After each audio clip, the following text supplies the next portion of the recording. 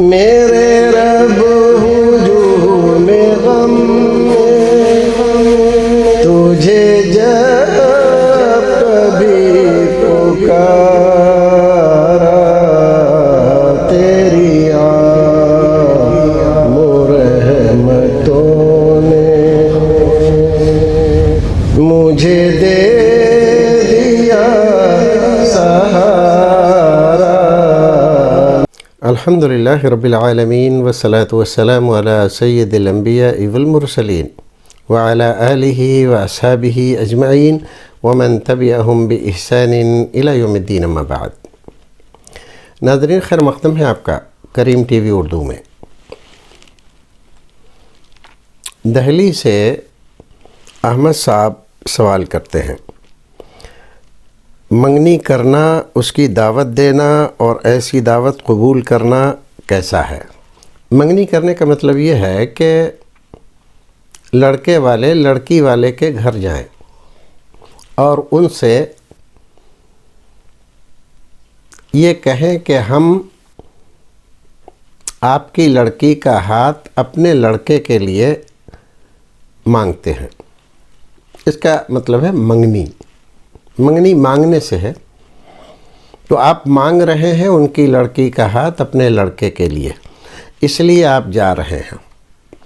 مقصد اس سے دو ہوتے ہیں، ایک تو یہ کہ آپ ان کے گھر جائیں تو ان کے گھر کا رویہ، بول چال، رہن سہن، لڑکی کے اخلاق، عادات اور خود لڑکی کو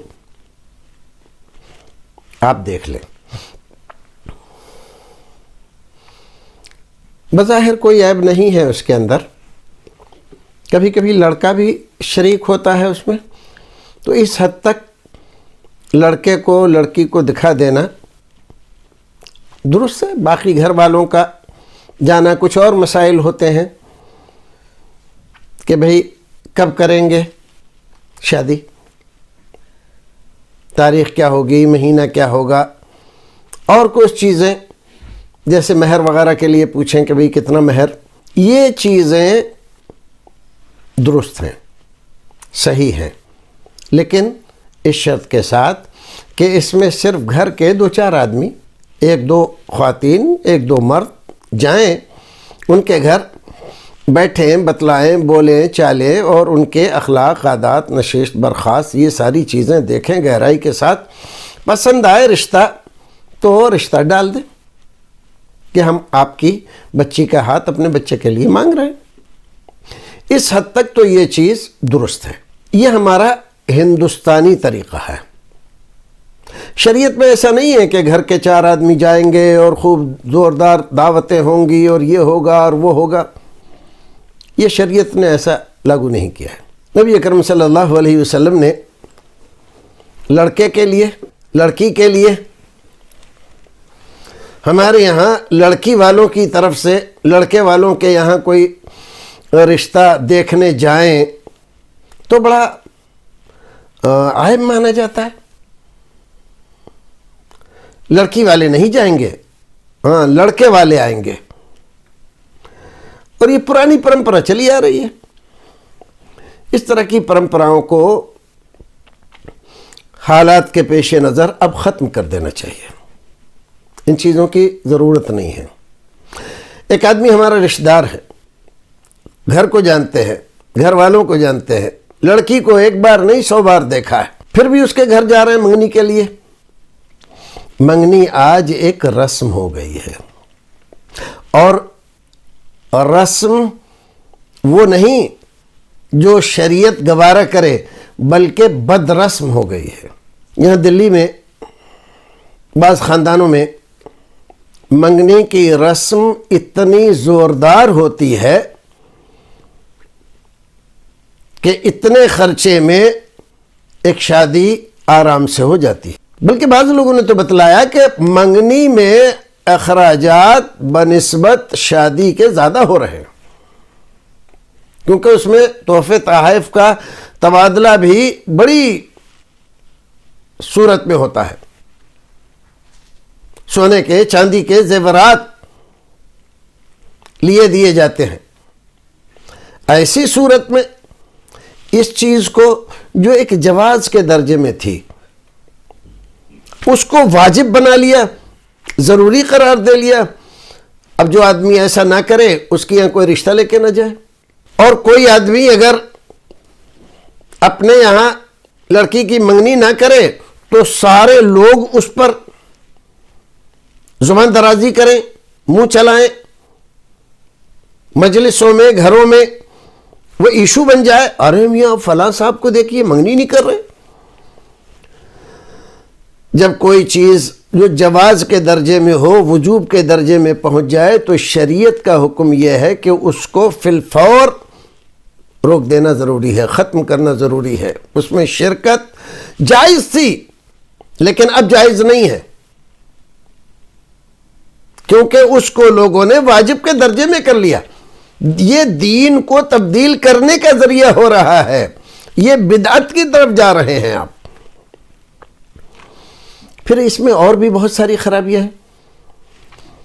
جب ہم منگنی اتنی مہنگی کریں گے تو ٹھیک ہے، اگر سارے لوگ سماج کے اسی طرح کے مالدار ہیں، ان کا اسٹیٹس یہی ہے، تو شاید کوئی پرابلم نہ ہو، لیکن صورتحال تو یہ نہیں ہے۔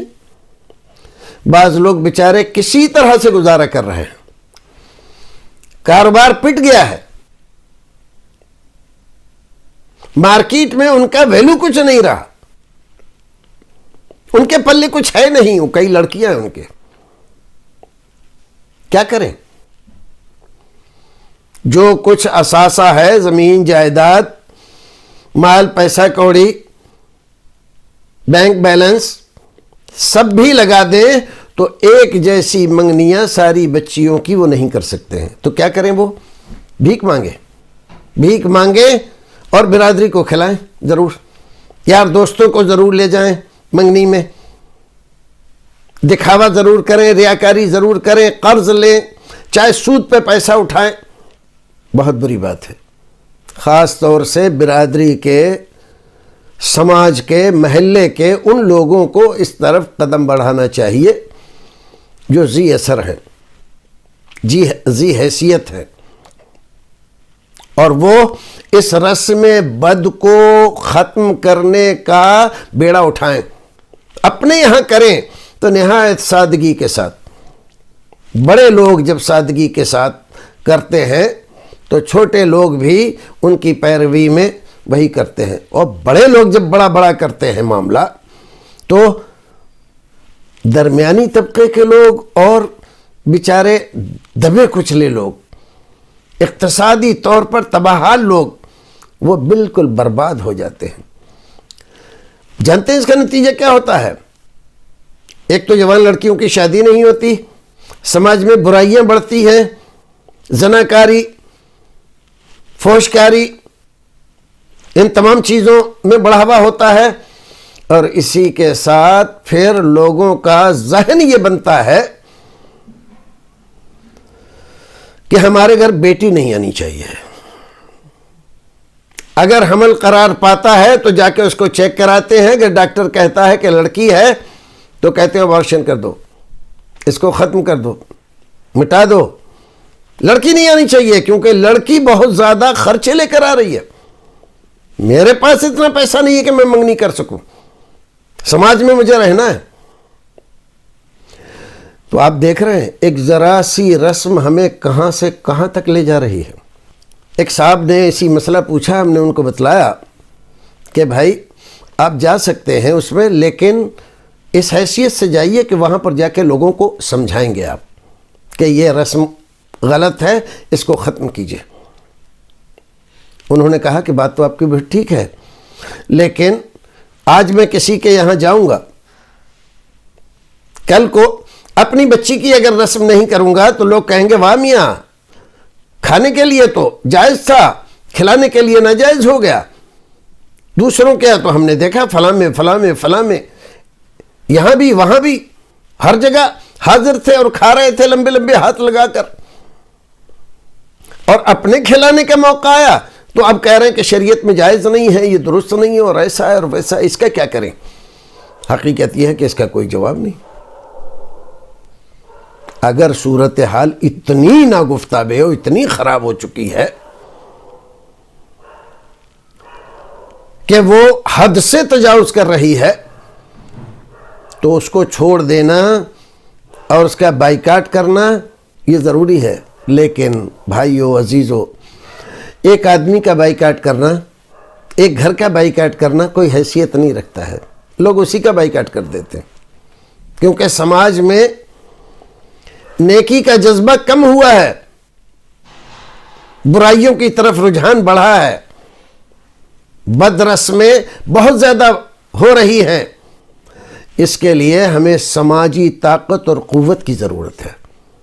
سماج کے کچھ لوگ اٹھیں، کھڑے ہوں اور اس رسم کو ختم کرنے کے لیے کوشش کریں، محنت کریں، مشن کے طور پر اس کو لے کے چلیں، تاکہ غریبوں کی بہو بیٹیاں، وہ ہمارے ہی رشتہ دار ہیں، غریبوں کی بیٹیاں باعزت طریقے سے بیائی جا سکے، ان کا رشتہ آ سکے اور وہ بھی سماج میں سر اٹھا کر چل سکے۔ یہ آپ کے لیے بہت ضروری ہے، آپ کی ذمہ داری ہے، اور اگر آپ صاحب حیثیت ہیں اور آپ نے اس میں کوتاہی کی اور اس میں حصہ نہیں لیا، برائی کو بڑھانے میں آپ آگے رہے، قیامت میں آپ پکڑے جائیں گے۔ آپ سے سوال ہو سکتا ہے کہ برائی بڑھ رہی تھی، ہزاروں لوگ اس سے متاثر ہو رہے تھے، آپ خاموش تماشائی کیسے بنے ہوئے تھے؟ تو آپ کیا جواب دیں گے؟ اللہ رب العزت ہمیں اور آپ کو نیک عمل کرنے کی توفیق عطا فرمائے۔ السلام علیکم ورحمۃ اللہ وبرکاتہ۔